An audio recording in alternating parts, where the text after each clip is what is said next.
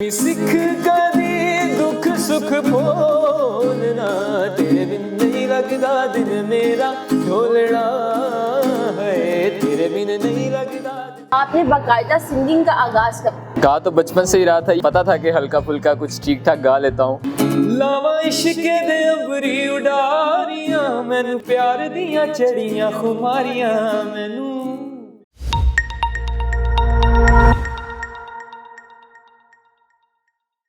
जुदा हो के भी तू मुझ में कहीं बाकी है। अस्सलाम वालेकुम ख़वातीन व हज़रात, मेरी सिंगिंग को करें इग्नोर। मैं हूँ आपकी अपनी होस्ट मोमिना अली और आप देख रहे हैं आज की दुनिया। मेरे साथ लाहौर का आज एक और टैलेंट मौजूद है जिनका नाम है मोहसिन असलम और ये एक वर्सेटाइल सिंगर है। आइए जानते हैं इनकी कहानी इन्हीं की ज़ुबानी। अस्सलाम वालेकुम मोहसिन, क्या हाल है? वालेकुम सलाम, अल्हम्दुलिल्लाह मैं तरोताज़ा। आप बताएं? मैं बहुत प्यारी अल्हम्दुलिल्लाह। अच्छा जी मोहसिन, सबसे पहले तो मुझे ये बताएं कि आपने बाकायदा सिंगिंग का आगाज़ कब किया? मैंने गा तो बचपन से ही रहा था, ये पता था कि हल्का फुल्का कुछ ठीक ठाक गा लेता हूँ, लेकिन एज ए प्रोफेशन मैंने कुछ 3 साल हो गए मैंने सिंगिंग स्टार्ट की। सिख कदी दुख सुख बोलना, तेरे बिन नहीं लगदा दिन मेरा ढोलना है, तेरे बिन नहीं लगदा। तो हम अक्सर एक टर्म सुनते हैं बाथरूम सिंगर। ये एक तो किस लिए यूज़ होती है और दूसरा आपने कभी बाथरूम में सिंगिंग की? मैंने बाथरूम में ही सिंगिंग कर करके सीखा है और वो अलग बात है कि मुझे मौके मिले बाहर भी तो मेरा कॉन्फिडेंस बाहर ज़्यादा बिल्डअप हो गया। तो अब मैं बाथरूम सिंगर तो नहीं हूँ, लेकिन आई एम अ सिंगर। तो ये बाथरूम सिंगर की टर्म क्यों यूज़ होती है? Bathroom singer in the sense कि बाथरूम में जो इक्वलाइज़र होता है ना, कुदरती, अच्छा, वहाँ हर बंदा ही खुद को सुरीला महसूस होता है अपने आप को। तो वहाँ पे ये है कि जो वहाँ पे इक्वलाइज़र होता है, बड़ी अच्छी आवाज़ आती है हर किसी की, तो लोग कहते हैं कि आई एम अ सिंगर, लेकिन वो सिर्फ बाथरूम की हद तक होता है। और सिर्फ बाथरूम की हद तक होता है, वो फिर हम बर्दाश्त नहीं कर सकते, ना हमारे कान सुन सकते हो। अच्छा ये बताएं कि आपने जो सबसे पहला सॉन्ग सिंग किया था वो कौन सा था, अगर याद हो तो, और वो सॉन्ग आपने हमें सुनाना भी है। मैं सुना दूंगा। मैंने अपनी ज़िंदगी में पहला जो एज ए कॉन्सर्ट गाना गाया था, मुझे याद है वो सतिंदर सरताज जी का गाना था, उडारियाँ। मेरा वन ऑफ द फेवरेट, वो सिंगर भी है और मेरा one of the favourite song है उडारियाँ। तो वो मैंने सबसे पहले गाया है कॉन्सर्ट। वैसे मैं बचपन से गा रहा हूँ, बहुत से गाने गाए। तो वो सॉन्ग आप हमें सुना भी।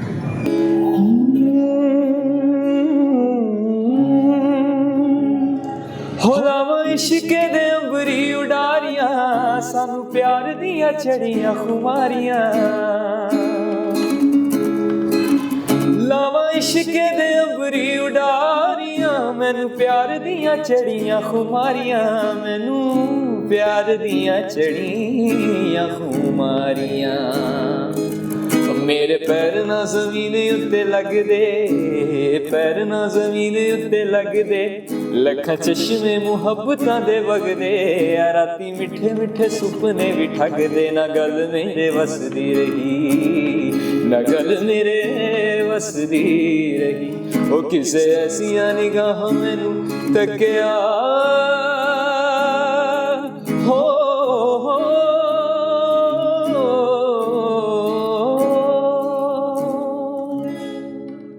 अच्छा जी, प्यार मोहब्बत की बात हो रही है, तो पहले मुझे ये बताएं, सिंगर का यहाँ तो किसी के साथ दिल लगा होता है इश्क में, या दिल टूटा होता है, आपके यहाँ क्या मामला है? कोई मामला नहीं है ऐसा।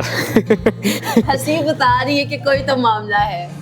मामला सबकी ज़िंदगी में होते हैं, लेकिन नहीं, ऐसा कोई मामला नहीं है। तो बताना पसंद नहीं करेंगे? नहीं, बताने में हर्ज नहीं है, लेकिन कोई ऐसा मामला है नहीं खासा। हाँ, मतलब इंसान की लो लगती है इंसानों के साथ ही, तो वो अलग बात है कि अगली साइड से फीडबैक ना मिले, इसका मतलब दिल टूटा है। आर्टिस्ट बनता ही नहीं है बगैर उसके। आर्टिस्ट दोबारा दिल, अच्छा एक दफ़ा मोहब्बत होने के बाद दिल टूटता है, दोबारा दिल लग सकता है? हाँ लग सकता है। तो ये हम देखते हैं कि जो सिंगर्स होते हैं, जी, जी। ये जो भी सॉन्ग कंपोज करते हैं, या तो वो थोड़ा मोहब्बत के हवाले से होता है या फिर ब्रेकअप सॉन्ग वो लिखते हैं, ये क्या उनके ऊपर वो चीज़ चल रही होती है तो वो उसको कंपोज करते हैं, या ऐसे कुछ भी कंपोज करते हैं? ऐसा ही है कि जब तक इंसान किसी चीज़ से रिलेट नहीं कर पाता ना, तो वो उस पर नहीं लिख सकता। तो बहुत मुश्किल है, एक चीज़ जो आप एक्सपीरियंस कर चुके हैं उस पर लिखना आसान होता है। तो आपने कोई सॉन्ग कंपोज किया? आपका भी तो एक्सपीरियंस हो चुका है ना, कि तो आपने कोई सॉन्ग कंपोज किया? मेरे 2-3 प्रोजेक्ट्स हैं, मैं उन पे काम कर रहा हूँ, और वो भी इसी तरह के ही हैं जैसा आप बता रही हैं। अच्छा, तो उसका हमारी ऑडियंस को सुनाया उसके हवाले से। अच्छा, मैं वो नहीं यहाँ सुना सकता, लेकिन मैं कुछ ऐसे गाने हैं जिनमें मैंने अकॉर्डिंग टू माई फीलिंग्स मैंने उसमें अपनी एडिशंस की हैं, मैं वो आपको सुना सकता हूँ। वो सुनाते हैं। जी ज़रूर। नैना दे कोल कोल रहना, पर्दा फिराक नहीं हो सहना, नैना तू दूर ना करी है नैना, नैना दे कोल कोल रहना, पर्दा फिराक नहीं हो सहना, नैना तू दूर ना करी। अपनी एडिशंस मैंने कुछ की हैं। दिल दे हानियां करने नादानियां, तेरे नाल दिल दियां लगियां पुरानियां। माशाल्लाह, आवाज़ तो आपकी बहुत प्यारी है। अच्छा, मुझे एक सवाल है कि ये जो हमारी आवाम होती है, जी जी। ये अपने साथ सॉन्ग्स को रिलेट कर रही होती है। अगर कोई ब्रेकअप सॉन्ग है तो उसको अपने साथ रिलेट करेगी, कोई लव मैशअप होगा तो उसको अपने साथ रिलेट करेगी। तो आप उन लोगों के हवाले से क्या कहना चाहेंगे कि इसको अपने साथ रिलेट करना चाहिए? क्योंकि कुछ लोग इतने इमोशनल होते हैं, वो रोने लग जाते हैं। तो हूबहू चीज़ें ही होती हैं इस तरह के मामलात में, तो रिलेट ना चाहते भी लोग करते हैं, तो मैं उनको रोक नहीं सकता कि वो रिलेट ना करें। लेकिन ये है कि गाना गाने का और गाना सुनने का मज़ा तभी है जब लोग उसको समझ सकें, और समझते इसी सूरत में है, आप समझ रही हैं। तो कभी ऐसा हुआ है कि आप कोई सॉन्ग सुन रहे हो और इमोशनल हो के आंखों में आंसू आ गए हो? रोज़ होता है। रोज होता है। ऐसा कौन सी दिल लगी कि आप कोई सॉन्ग सुन रहे हो तो वो रोज हो रहा है और वो आंसुओं के जरिए वो बाहर निकल रही है? नहीं, मैंने एक चीज़ फील की है, इसके लिए कुछ होना लाजमी नहीं है, तो ऑटोमेटिकली भी हो सकता है। पावर ऑफ म्यूज़िक कह सकते हैं, और पावर ऑफ लिरिक्स वैसे भी ज़रूरी नहीं है कि अगर आप रिलेट नहीं भी कर रहे तो बाज़ का चीज़ें आपको रुला देती हैं। ठीक हो गया। जब हमारी ऑडियंस को बताएं कि वर्सेटाइल सिंगिंग क्या है। बेसिकली सिंगिंग में अलग अलग कैटेगरीज होती हैं, Alright. जैसे क्लासिकल और नीम क्लासिकल मौसीकी, गज़ल मौसीकी, कवाली और पॉप सिंगिंग। लेकिन वर्सेटैलिटी में ये होता है कि अगर कोई वर्सेटाइल सिंगर है तो वो हर कैटेगरी में फिट बैठता है, क्योंकि वो हर कैटेगरी का गाने वाला होता है, तो हर कैटेगरी को समझता है और गाता भी है, तो इसलिए उसको वर्सेटाइल कहा जाता है, हर कैटेगरी में फिट होता है वो। ऑलराइट, तो आप हमें कोई कवाली सुनाएंगे? ज़रूर ज़रूर, कवाली चलिए, सुनाएं। हमें वो तो सुना दें, कवाली सुना दें।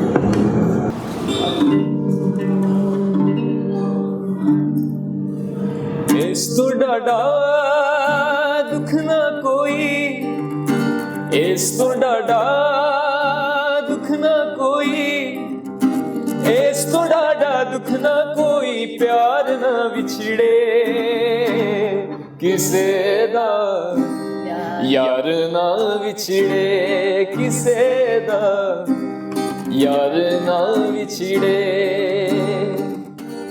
साडे ते बनेरे कदे काग भी नहीं बोलदा, दुखियां न कोई दुख सुख भी नहीं बोलदा। साडे ते बनेरे कदी काग भी नहीं बोलदा, दुखियां न कोई दुख सुख भी नहीं बोलदा। पीड़ा दुखा दिया मार मुकाया, चिट्ठी यादी ने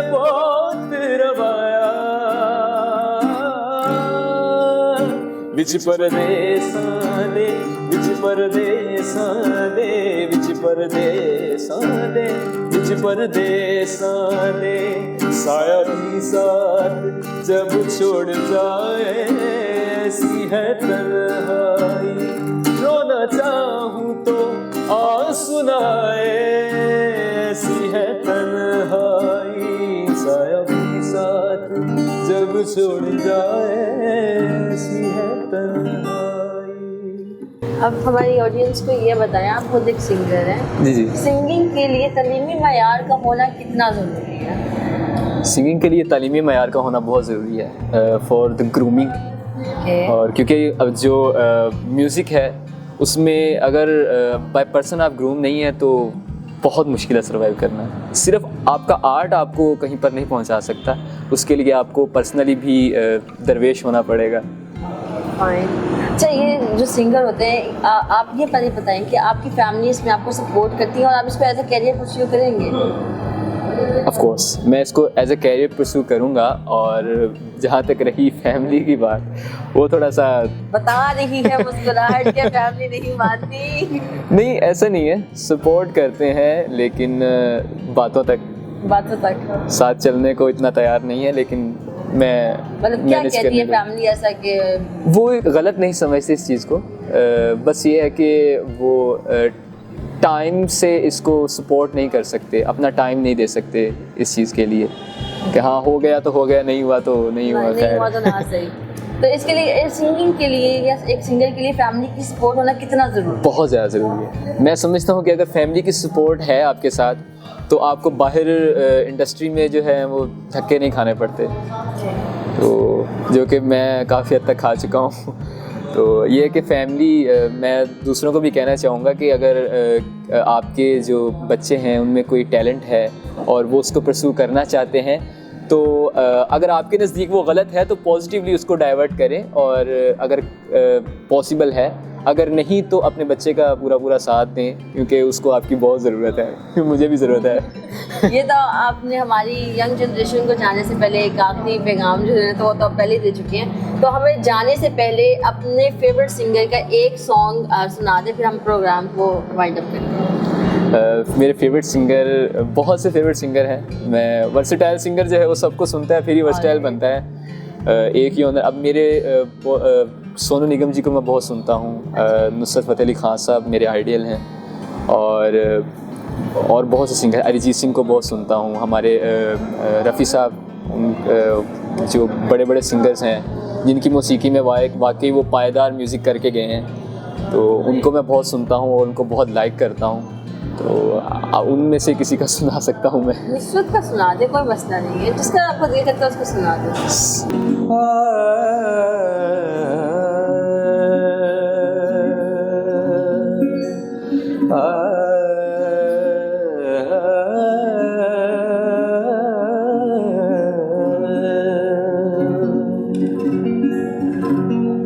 हम